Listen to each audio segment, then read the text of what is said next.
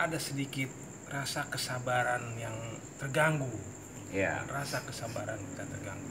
Apa kiat-kiatnya kita untuk mencegah kesabaran itu agar kita benar-benar lebih sabar, lebih terima, lebih ya bersyukur. Itu Ya. aja. Assalamualaikum warahmatullahi wabarakatuh. Waalaikumsalam warahmatullahi wabarakatuh. Ya, baik. Ya, terkait tentang kesabaran.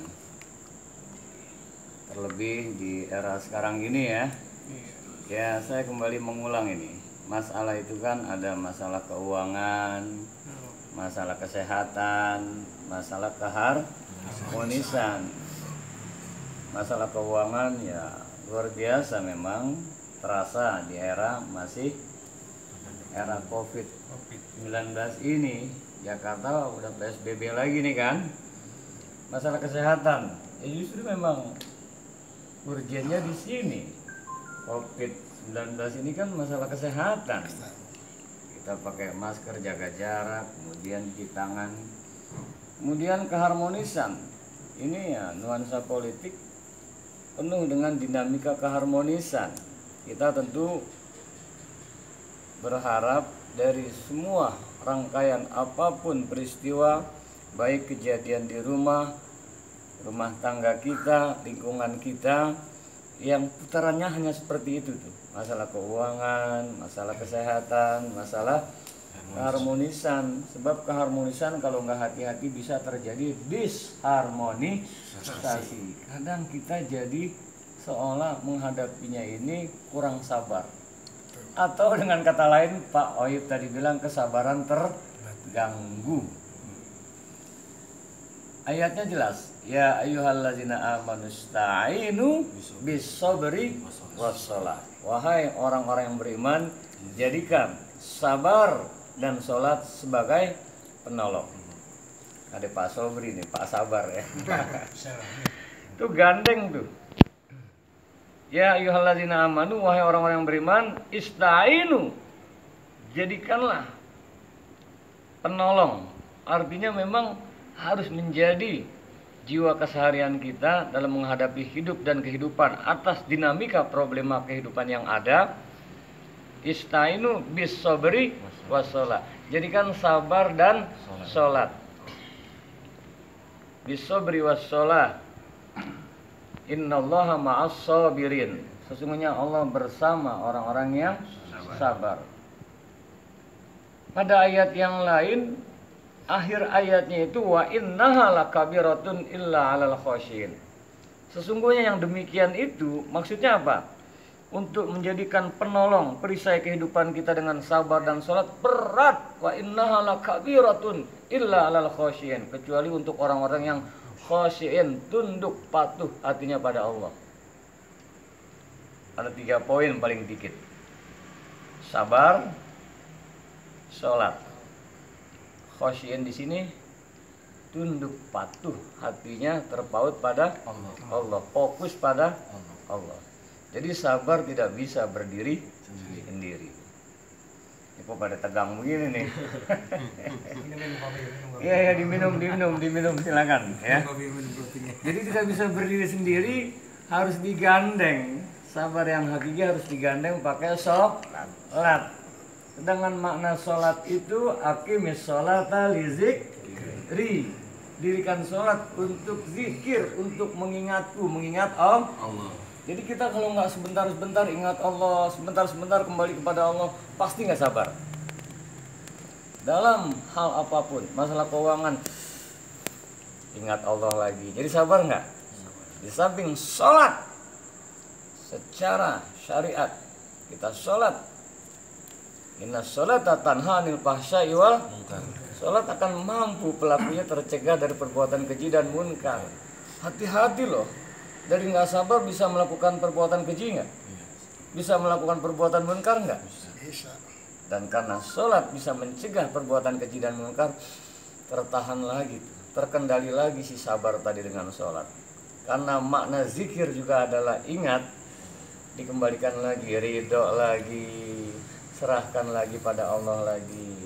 Nah ini berat, illa alal khasyin. kecuali orang yang khusyuk, fokus, tunduk, akhirnya dia kembalikan lagi kepada Allah. Simbolannya biasa, tek, ada istilah sabaran ada batasnya. Sesungguhnya tiada bertepi, ya, tiada bertepi artinya tak terhingga. Kadang dia menjadi terbatas apabila ingatan, apabila pautan kita ke Allah lengah aja dikit, tek, masuk. Nah, itu semua sangat dipengaruhi faktor internal dan eksternal. Assalamualaikum warahmatullahi wabarakatuh. Waalaikumsalam warahmatullahi Pak wabarakatuh. Ustadz, saya berterima kasih masalah kesabaran telah digambarkan dengan jelas oleh Pak Ustadz. Ya. Cuman yang saya ingin tanyakan itu masalah yang pangkat eksternal dan internalnya itu. Oh ya, faktor eksternal Nah, dan faktor internal dan internal. eksternal itu. Nah, cakep nih ya. Pertanyaan dari Bapak Daud menyambung dari penjelasan saya tadi. Kesabaran ini sangat ditentukan oleh faktor eksternal dan internal. Saya mulai dari faktor internal. Internal itu adalah diri kita sendiri, hawa nafsu. Sedangkan inna nafsa la ammaratum bisu. Sesungguhnya nafsu itu cenderung untuk melakukan perbuatan yang buruk. Illa ma rahimar rabbi, kecuali yang mendapatkan rahmat dari Allah. Tuh, dari dalam. Kesel, kecewa, itu dari dalam. Yang dimaksud eksternal ini dari luar. Setan, bangsa jin, atau bangsa manusia. Sudah kita lagi kesal, nafsu kita mulai bergerak, mulai kita. Ada yang ngomporin eksternal.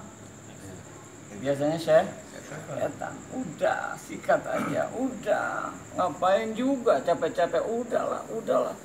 Berusaha membuat putus asa, berusaha. Terus nafsu kita didorong sedemikian rupa, ikut campur dia. Faktor manusia, ngobrol. Ada yang ngomporin lagi. Belum bangsa jin. Makanya dalam surat An-Nas ada minal jinnati. Dari bangsa jin manusia tuh kadang bikin was-was. Waswisu fi suduh minal jinnati. Kalau eksternal al-falak itu kul a'udzu birabbil min syarri ma khalaq, dari segala kejahatan makhluk apa saja. Di situ ada hasidin iza hasad. Nafsu tadi itu tek, internal eksternal. Bagaimana upaya untuk mengatasi? Nah, yang internal itu makanya tadi dengan sabri was sholat, sabar yang disertai dengan sholat harus terpaut.